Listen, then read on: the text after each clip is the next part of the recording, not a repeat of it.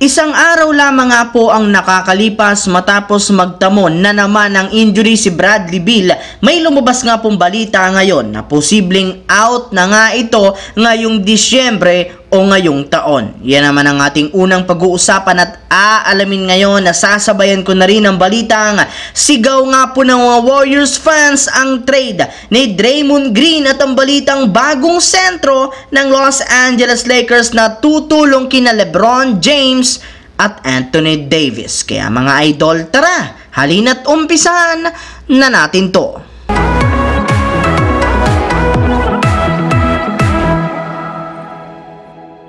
Nga pala mga idol, marami nga po ang humanga ngayon sa batang team ng Oklahoma City Thunder dahil sa kanilang pagkapanalo kontra sa Denver Nuggets sa game-winning shot ni Shai Gilgeous-Alexander. Pero ang pinaka-pinagkaguluhan nga po ngayon ng mga fans ay ang nagawang 9 blocks dito ni Chet Holmgren na literal solid na depensa at performance na naging daan upang lumayo ang agwat nila ni Victor Wembanyama sa rankings ng Rookie of the Year Award.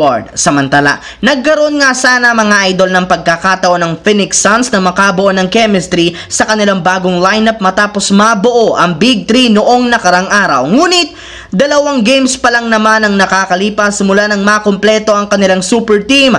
Meron na naman ngang hindi magandang nangyari sa kanilang superstar na si Bradley Beal matapos itong magtamo ng injury sa paa sa kanilang huling game laban sa New York Knicks. Kaya mukhang hindi pa rin naman tinatantanan ngayon ang kamalasan ng kanilang buong kupunan, especially si Bradley Beal na ilang beses nang nagtamo ng injury ngayong season. At base nga sa pinakahuling inilabas na balita ngayong araw, bagamat man walang nabaling buto sa paa ni Bradley Beal, mawawala rin naman nga ito sa kanilang team indefinitely. Yes mga idol, tama nga po ang inyong narinig, wala pang saktong araw kung kailan ito makakapaglaro o makakabalik muli. Pero isang bagay lang naman nga po ang nakakasigurado tayo ngayon at iyon nga yung katotohanan na hindi na nga makakahabol pa si Bradley Beal ngayong taong 2023. Ibig sabihin, posible nga pong January na o 2024 next year papayagang paglaruin ng Phoenix Suns since kailangan nga nito na maging 100%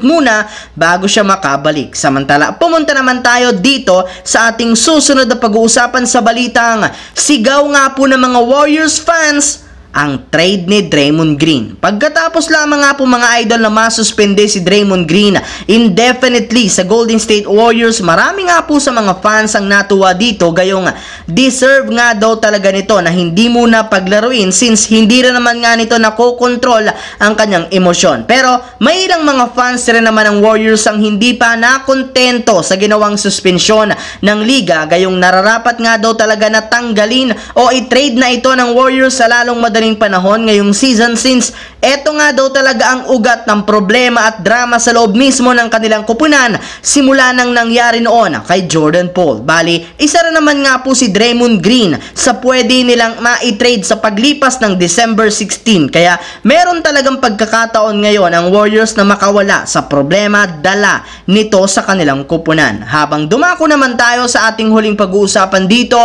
sa naibalitang bagong sentro ng Lakers na tutulong kina LeBron James at Anthony Davis. Kasunod nga po mga idol ng sobrang nakakadismayang pagkatalo ng Lakers kontra sa San Antonio Spurs noong nakarang araw, marami nga po ang nagalit sa kanilang kupunan, gayong pinabayaan nga po nila na matalo sila ng isa sa pinakamahinang team. At kasabay rin naman nga po niyan mga idol, may mga NBA analyst na nga nagsabi na isa nga daw sa mga kahinaan ngayon ng Lakers ay ang kakulangan nila ng isang magaling at legit na backup center. Yes mga idol, malinaw rin naman na hindi talaga nakakasabay sina Christian Wood at Jackson Hayes sa ilalim ng basket, mapa-opensa man yan o depensa kapag wala si Anthony Davis. Kaya ayon nga po mga idol sa Lakers analyst na si Trevor Lane, dapat nga talaga na kumuha ang kanilang team ng at least isang bagong backup big man na kayang kunin ang playing time ni Anthony Davis kapag wala ito. At base nga sa naging pahayag nito Toronto, kabilang nga po sa mga big man na pwede nga pong kunin ngayon ng Lakers sa pamamagitan ng trade ay ang kinabibilangan nina Daniel Gafford ng Washington Wizards at si Kelly Olynyk ng Utah Jazz na parehong merong mababang kontrata at parehong inaasahang magiging available na. Kaya meron talagang malaking chance ang Lakers na kunin kahit sino man sa kanilang dalawa sa susunod na linggo ngayong season. So yun lamang mga idol ang ating bagong balita ngayon na ating pinag-usapan dito sa aking YouTube channel. Once again, this is your J-Zone TV. Huwag kalimutang mag-like at syempre mag-subscribe na rin, pindutin ang notification bell sa aking channel para lagi kayong maging updated sa mga nangyayari sa NBA. I-follow, bisitahin at i-like ang ating Facebook page, J-Zone TV. Maraming salamat mga idol.